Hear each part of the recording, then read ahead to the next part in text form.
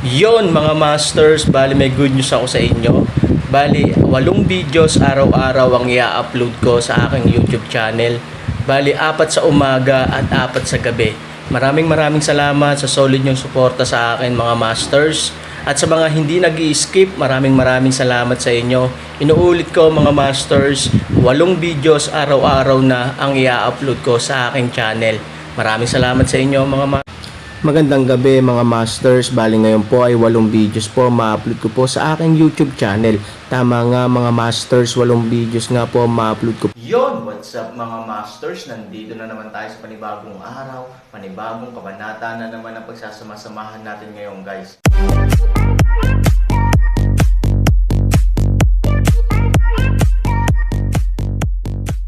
Bali mga masters, kung bago ka pa lang po sa aking YouTube channel, please click the subscribe button, lalong-lalo na po yung notification bell guys, para maging connected pa rin tayo sa isa't isa at maging updated kayo sa mga susunod ko pang video.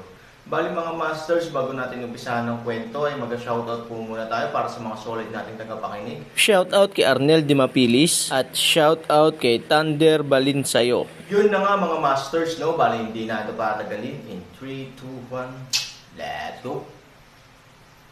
Mga master, 8 video na ang mapapakinggan nyo everyday, 4 sa umaga at 4 sa gabi. Salamat mga master. Pilak na liwanag, multo mapait na lobo human gal, hindi mabilang na pilak na ilaw sa mga multo, baliw sa paligid ng Aaron tumalon, pagsubok, kahit na pag-atake. Ang pulang ilaw sa Genial Sword ay napakalakas. Mula sa buntot ng espada hanggang sa tuktok ng espada, bigla itong kumalat. Ang kamay ni Aaron na nakahawak sa hawakan ng espada ay nilalamon din ng pulang ilaw.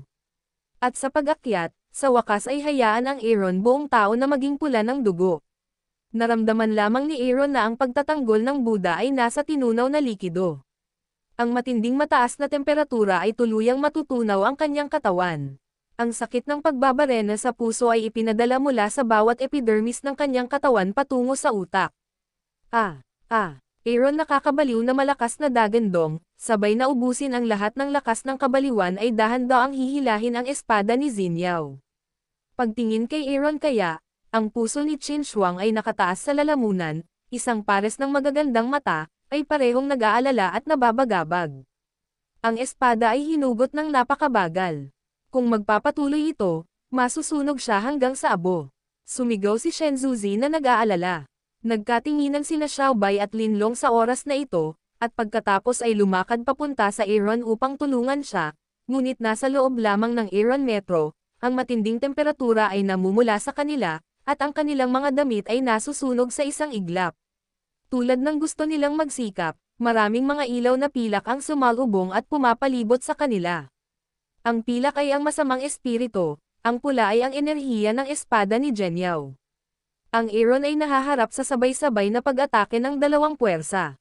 Ang espiritong walang laman na anak ay apurahang paraan. Ano ang tungkol doon? Mabilis na sabi ni Qin Shuang.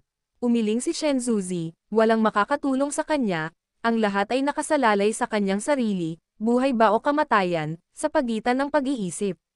Nang marinig ito, marahang tumulo ang mga mata ni Qin Shuang nang nag-aalalang luha. Nakatayo sa malayo, naaamoy na niya ang amoy ng Aaron.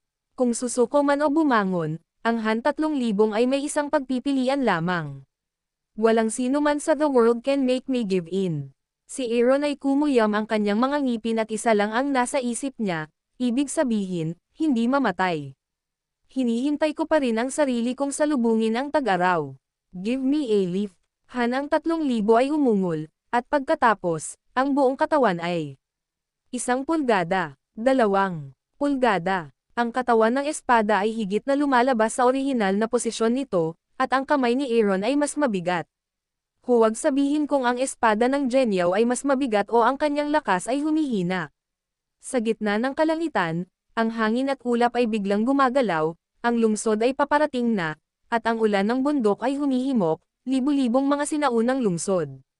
Sa oras na ito, ang nihilism ay lahat ng mga taluktok, ang lahat ng mga alagad din ang lahat sa labas ng bulwagan, na tumitingin sa malaking pagbabago sa kalangitan, sa isang pagkawala, makipag-usap. Sa itaas ng pangunahing bulwagan, ang pinuno ng kawalan ay nagising mula sa kanyang pagmumuni-muni. Siya ay may mga pagdududa sa kanyang mukha at nakatutuwang mental arithmetica sa kanyang mga kamay. Ngunit hindi mabilang ng arithmetica ng tao ang langit. Wala siyang ideya o resulta. Mabilis na umakyat si Huyan at nagulat sa templo, sabihin sa pinuno na walang araw sa nihilistic clan. Ang hangin ay umuungal at ang mga ulap ay umalis. Tila may isang bagay na hindi normal. Lubhang hindi mapalagay ang isip ni Huyan. Ang kagubatan ng mga hayop sa bundok sa likod ng apat na taluktok ay nagbago lamang. Ngayon, lumabas na naman ang buong nihilismo, na dapat ikabahala ng mga tao.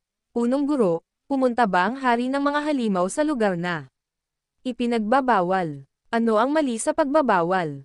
Panipi, kung gayon, ito ay magiging isang kapahamakan para sa buong nihilismo.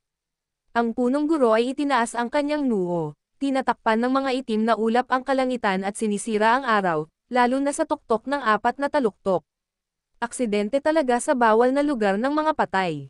Kuya Marshall kuya, ano ba dapat nating gawin? Kung bawiin ng hari ng mga hayop ang kanyang gintong katawan, mababawi niya ang hindi bababa sa kalahati ng kanyang lakas. Gayunpaman, maaaring hindi ito magdulot ng anumang pinsala sa nihilismo, ngunit ito ay magiging isang malaking sakuna sa hinaharap.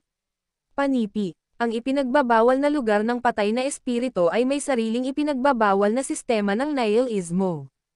Ang bawal na sistema ay higit na binabantayan ng mga espiritu ng ating mga ninuno.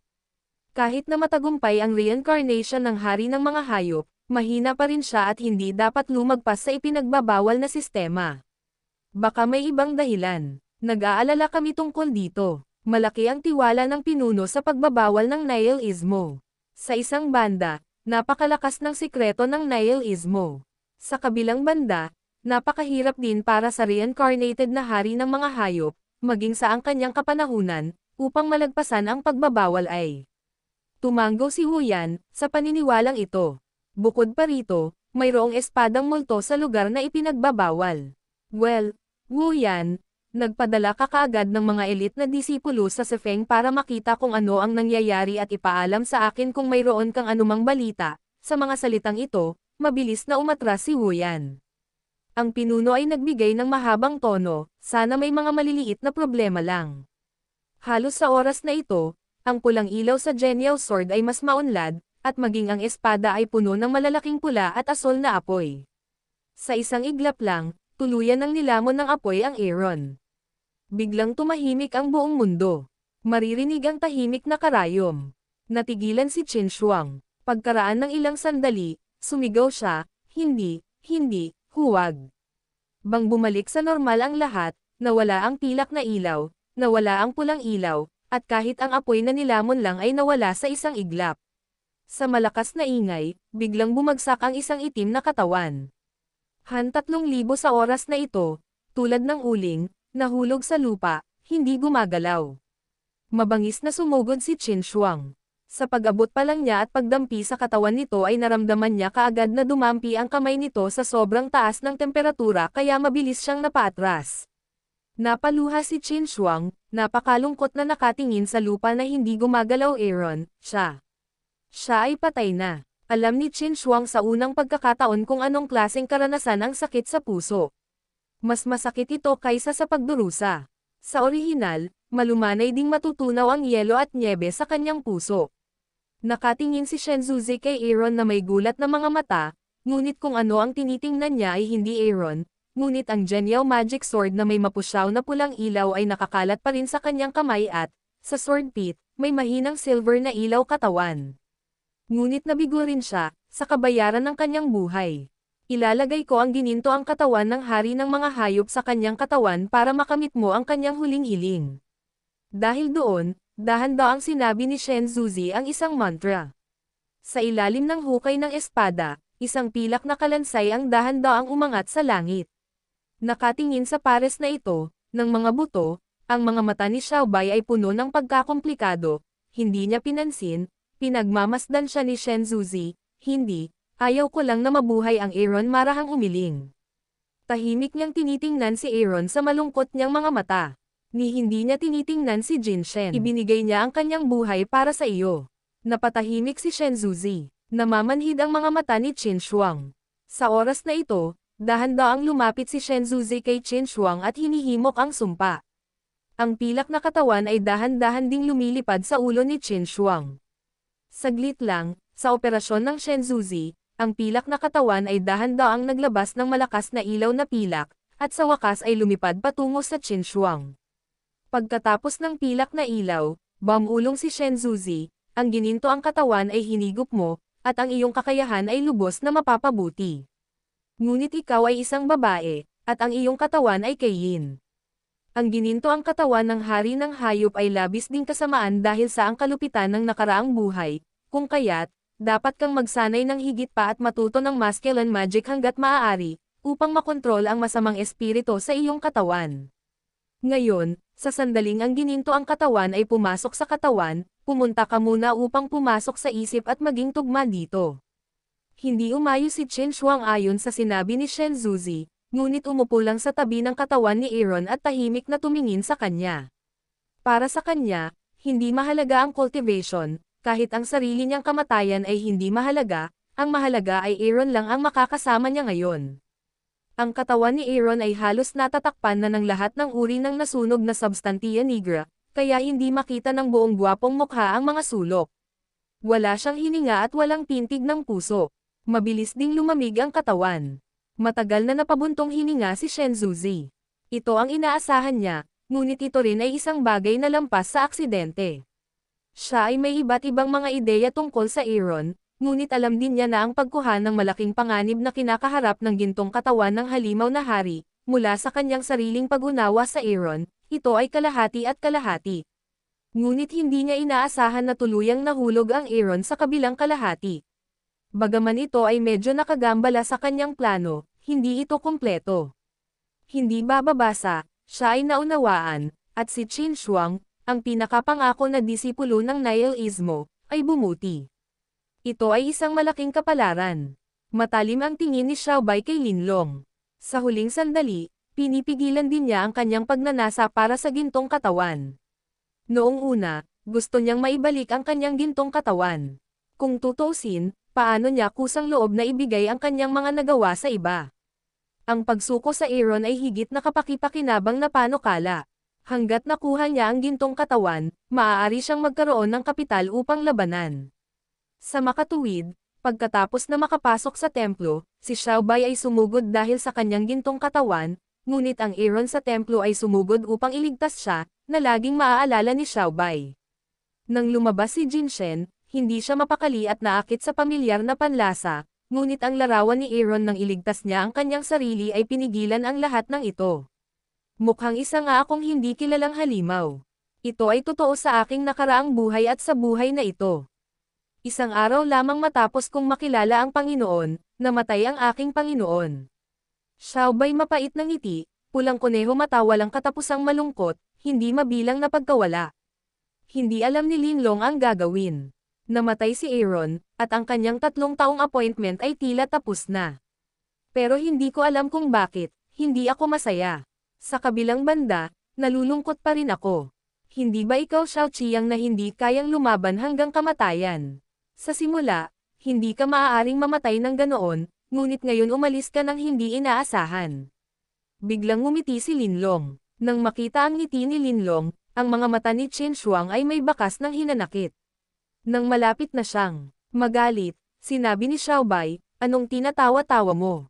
Natatawa ka pa ba sa oras na ito? Nakangiting tumango si Lin, ito na ang oras na kaya kong ngumiti. Nang makitang naguguluhan ang mga tao, tumingin si Lin kay Xiaobai at sinabing, tinatanong kita, may nararamdaman ka bang kakaiba sa iyong katawan?